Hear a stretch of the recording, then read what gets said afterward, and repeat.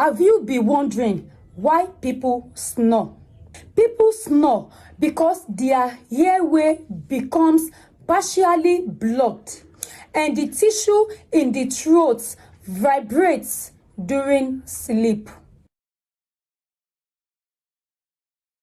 Snoring is not a disease. Snoring has a hereditary component, which means snoring can run in a family.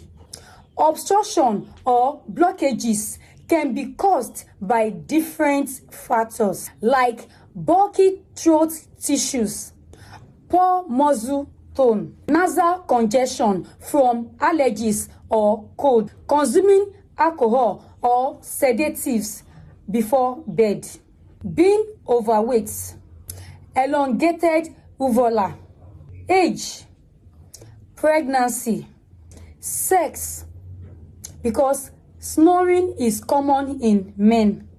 So how do you manage snoring? Try to lose some weight. Avoid alcohol close to bedtime. Quit smoking.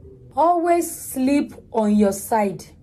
Using an external nasal dilator strip may also help.